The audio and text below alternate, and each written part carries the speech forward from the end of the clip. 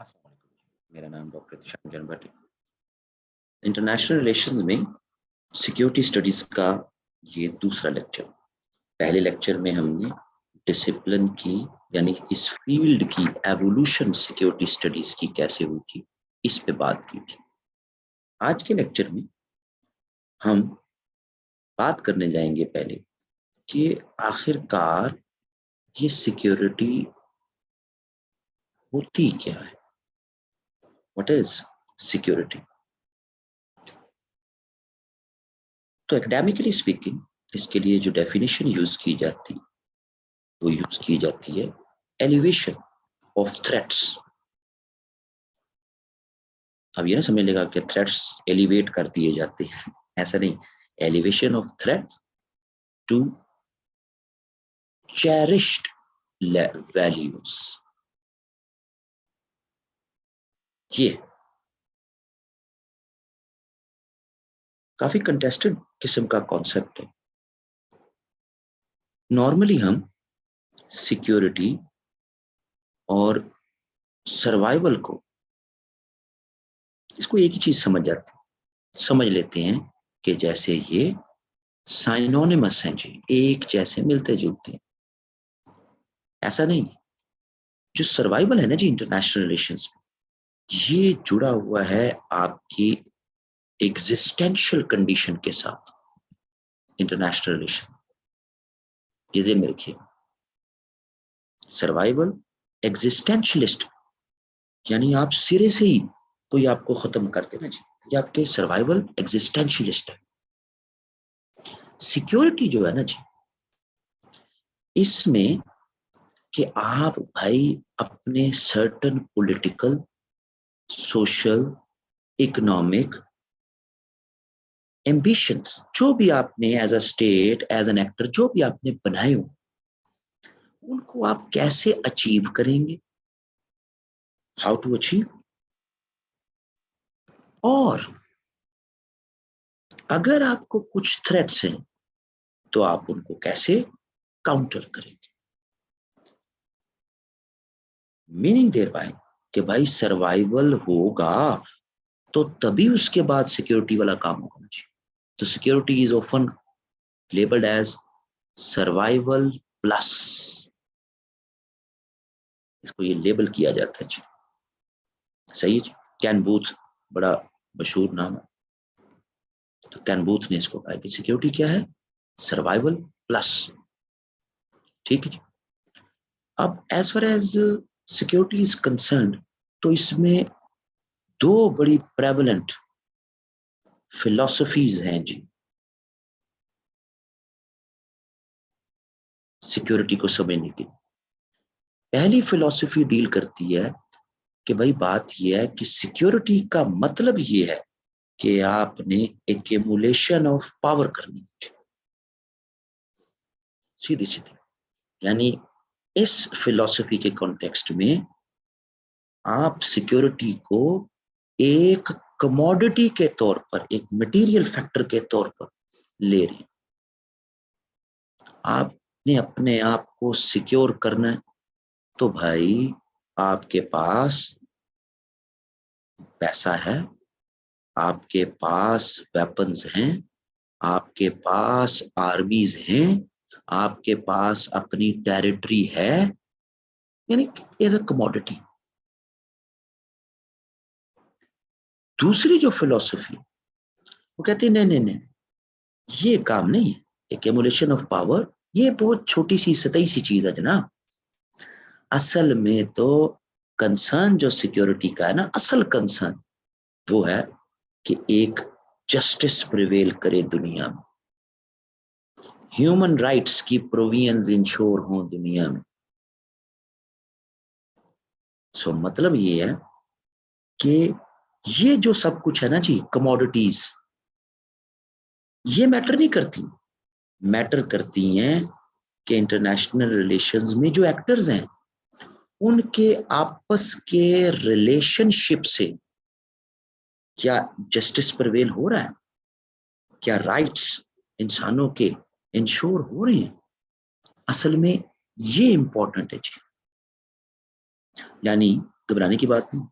इसको आप कह देते हैं ट्रेडिशनल और इसको आप कह देते हैं नॉन ट्रेडिशनल। उर्फे आम में जो हमने एक जार्गन बना लिया हुआ जी सिक्योरिटी को लेकर।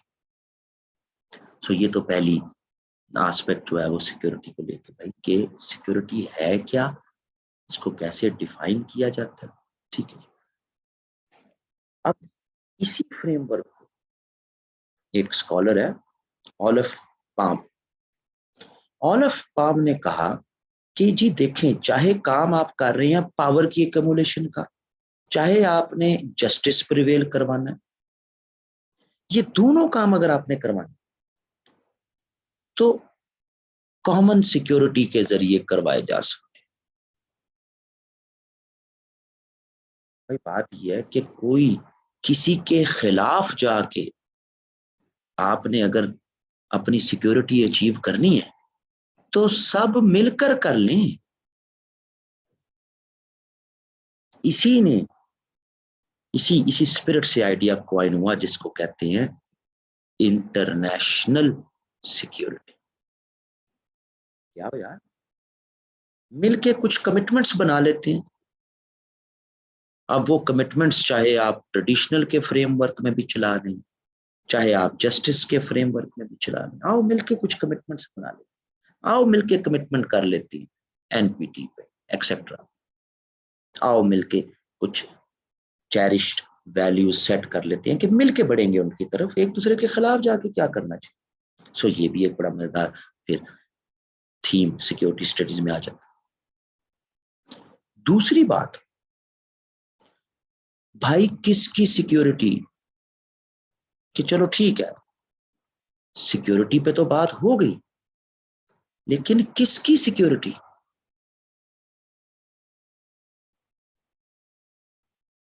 अब इस पर फिर हमें 5 थीम्स मिलते हैं जी कि किसकी सिक्योरिटी की बात हो रही है। एक ग्रुप ऐसा है जो कहता है जनाब स्टेट की सिक्योरिटी ही इंपॉर्टेंट है, बस और कुछ नहीं है जी। सबसे इंपॉर्टेंट रेफरेंट आईआर में स्टेट ही है जी। सो स्टेट की तरफ ही रेफर किया जाता है जब भी सिक्योरिटी की बात हो। States are the most important referent. एक और ग्रुप है जो कहता है नहीं ह्यूमंस, भाई ह्यूमंस के राइट्स, ये सिक्योरिटी असल सिक्योरिटी इसकी है जी। एक तीसरा ग्रुप उठा जिन्हें कहा नहीं ह्यूमंस भी ना जी, ह्यूमंस में एक प्रॉब्लम है कि ये जब भी बात करते हैं ये कलेक्टिव होके बात नहीं करते, सोसाइटी का कॉन्सेप्ट इंपॉर्टेंट। क्योंकि ये हम जो इंसान होते हैं ना ये ग्रुप्स में डिवाइड होते हैं। जब ह्यूमंस बात करते हैं तो बेसिकली पूरे ह्यूमन रेस की बात नहीं कर रहे थे, वो अपने ग्रुप की बात कर रहे हो। तो जनाब सोसाइटी इंपॉर्टेंट रेफरेंट, यानी आप जिस सोशल ग्रुप से हैं उसकी पहले बात आप कर रहे होते हैं जी। सही जी। फिर एक चौथा ग्रुप भी उठा, उन्होंने कहा जनाब नहीं, ये लेवल ऑफ एनालिसिस में आपको सिक्योरिटी को देखना पड़ता है। लेवल ऑफ एनालिसिस कि जनाब लोएस्ट लेवल पर इंडिविजुअल की सिक्योरिटी, ठीक है जी। फिर कुछ कलेक्टिव आइडेंटिटीज की सिक्योरिटी, जिनमें फिर ज़ाहिर स्टेट भी आ गई ऐसी आइडेंटिटीज में, यानी आप स्टेट लेवल पे क्या, और ओवरऑल फिर सिस्टम लेवल पर सिक्योरिटी। सो ये लेवल ऑफ एनालिसिस के कॉन्टेक्स्ट में भी देखा जाता है जिसमें फिर सारे ही मर्ज हो जाते हैं। और फिर मोस्ट रिसेंट कॉन्टेक्स्ट में हमें एक 5वां सिक्योरिटी का फ्रेमवर्क भी मिलता है जिसको कहते हैं इकोलॉजिकल। कि जनाब हम इंसान जो है वो एक उसको उनको रिक्वायर्ड एक सर्टेन इकोसिस्टम, हमारी इकोलॉजिकल सिक्योरिटी बड़ी जरूरी है, एनवायरनमेंट हमारा। और ये बैरी बोजन जिसका आपको लास्ट लेक्चर में भी बताया था जी, पिछला लेक्चर देख लीजिएगा, तो बैरी बोजन भी यही कहता। तो ये 5 थीम्स हैं जी कि किसकी सिक्योरिटी, ये सब रेलिवेंट है, कोई गलत नहीं है। चले जी, हमने पहले और इस लेक्चर में मिला के हमने देख लिया कि सिक्योरिटी का आइडिया इवॉल्व कैसे हो, सिक्योरिटी है क्या और किसकी सिक्योरिटी। लेकिन सबसे इंपॉर्टेंट चीज, होता क्या है एक सिक्योरिटी इशू, कौन बताता है कि जी ये है आपका सिक्योरिटी इशू।